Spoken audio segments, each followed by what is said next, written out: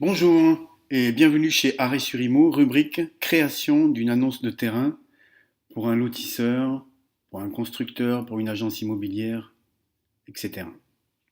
Tout d'abord, je vous rappelle que cette annonce terrain sera visible de trois façons différentes.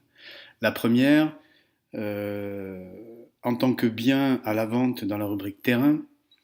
La deuxième, utilisée dans le cadre de la création d'un projet de construction, donc annonce plus terrain par un constructeur, ou encore dans le cadre du projet Je crée mon projet de construction, qui est un outil inédit, breveté et gratuit, qui permet à un internaute de créer son projet de construction à partir de critères de budget, de zones géographiques, de type et de style de maison, et pour avoir donc ensuite une liste de terrains et des maisons compatibles.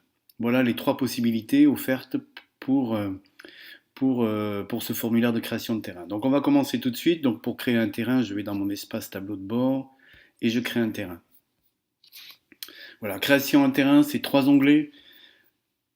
Le terrain, la réglementation et les détails du terrain. Donc pourquoi est-ce qu'on a mis un formulaire aussi riche?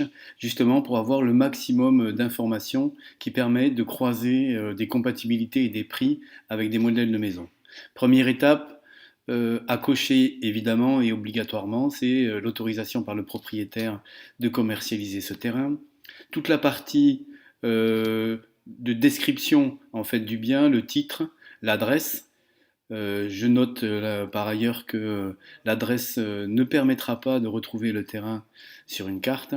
Le code postal et la ville qui sont obligatoires, la description du terrain, l'environnement, tous les éléments liés à la proximité de ce terrain par rapport aux établissements scolaires, les transports, les commerces, toute la partie nécessaire au niveau de l'assainissement, de la viabilisation des réseaux pluviaux.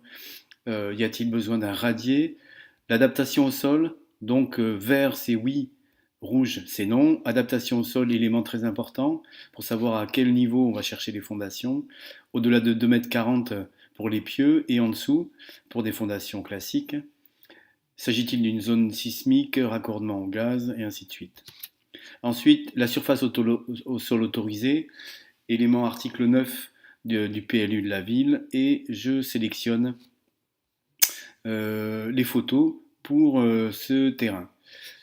Deuxième élément, donc ça c'est tout ce qui est dans le PLU, article 6, 7, 10, au niveau des limites de voirie, des limites séparatives, des hauteurs maximum, des types de maisons autorisées, des pentes autorisées, des natures de tuiles obligatoires ou autorisées, des natures de l'enduit, encadrement et ainsi de suite.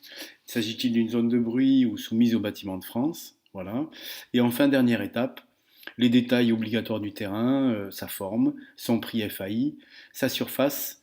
S'agit-il d'un lot arrière, ce qui permet de déterminer la longueur du chemin d'accès?